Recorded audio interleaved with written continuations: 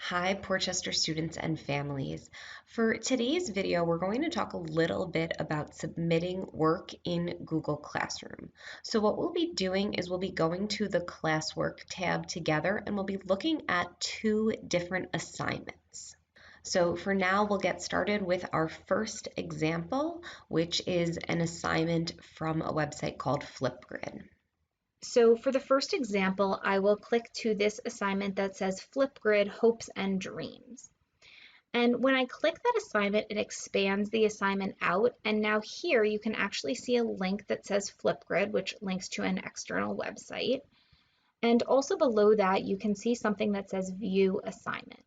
Now, you can click the Flipgrid link there to get directly to the website, but I do just want to point out that if you ever click View Assignment, it will give you additional information about the assignment. And in this area, you can still access the link to Flipgrid here or to any other website that your child's teacher attached, but it does give you a couple of more options on the side over here with your work and an area for comments for the teacher. So just as an example, I'll click the link to go to Flipgrid.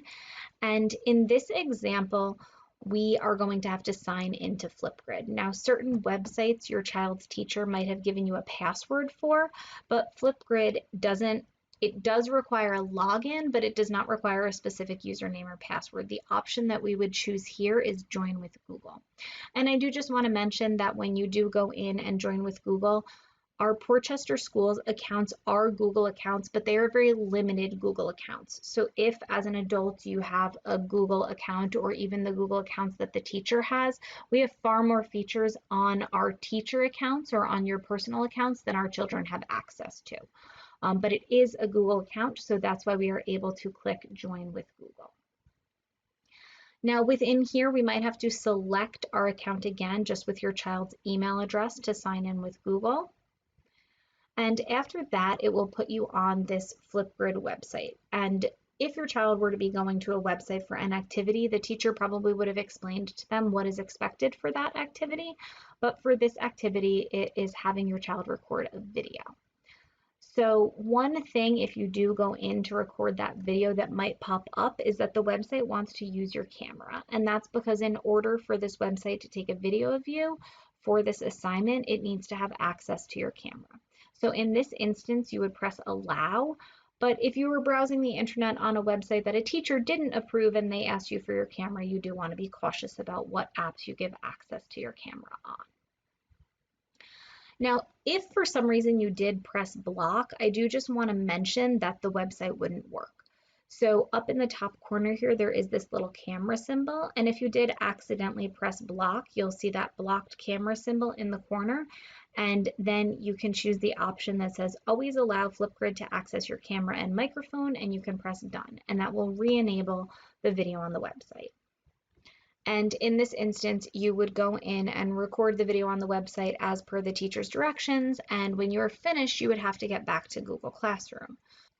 So with this, I do want to point out that now you have two tabs open in the top of the page. One of them still has the Google Classroom open, but the other tab now has this Flipgrid website. So when you are done with this activity, what you can do is press this X and close out Flipgrid, and that will put you back at Google Classroom. Now, within this, even though we recorded the video, it didn't mark it to the teacher that we completed the assignment. So over here on the side of the page, it says your work. And what you can do is you can mark this as done. And that's like giving the teacher a check mark that lets your teacher know that you completed this assignment. So if you've completed an activity here, you would go in and press mark as done. And for some other activities, this sometimes says turn in, and we'll show an example of that in a bit, but usually it's a blue button on the right-hand side that lets your teacher know that the activity is complete. When you do press mark as done, it might give you an additional pop-up that asks you to confirm that your work is complete. And then from there, you can go back to your Google Classroom to get to the other activities. Now within here, I will just go back into that classwork tab. And when I go back into that classwork tab, you might notice that the icon next to the Flipgrid assignment has now turned gray. And that helps me with figuring out which assignments are complete and which are not complete. So when your student looks into this page, if the icon is gray, that means they've gone in and they've marked that assignment as done or they've turned that in. But if the circle is still blue or whatever color it is in your teacher's Google Classroom, that means that the assignment has not been turned into the teacher. Now, I do want to just show one other example of classwork here. And for this, I'll go back to the classwork tab and I will go into this writing assignment. So here within this writing assignment, you might see that your child's name is actually attached to that assignment. So sometimes teachers attach things in a way that every student gets their own unique copy of that assignment. So for this instance, it has your child's name attached to it, but in my case, it has a test student account attached to it. And when I go into this assignment, again, I can click into this view assignment area if I would like to see that additional information. So I'm going to do that just to show you what that looks like. So when I do load this up, you might notice that the attachment with your child's name on it is actually on the side of the page here under the Your Work area. So if your teacher attached something, that's where it would appear on the left, kind of like how Flipgrid did. But if it's an individual assignment for your child, the work is attached on the right. So here I will open up this document. And for this document, you would type out your hopes and dreams for the year. And basically what you would do is you would type out the assignment as per the teacher's directions here. And when you are finished, you might actually notice that there is a turn in button in the top corner here.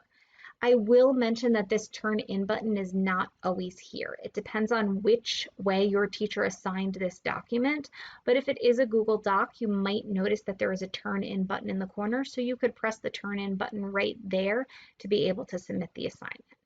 But if for some reason you did not have that turn in button, what you could do is you can press the X on the assignment, and when you press the X on the assignment, you can go back into Google Classroom here, and this is the page where I viewed the assignment. And here you can still see that blue button on the right, but this time it doesn't say mark as done, it says turn in. So you would be able to turn in the assignment there.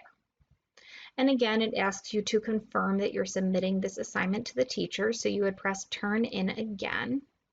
And now you might notice that at the top of the page it says turned in. So this lets us know that yes, we have turned this into the teacher.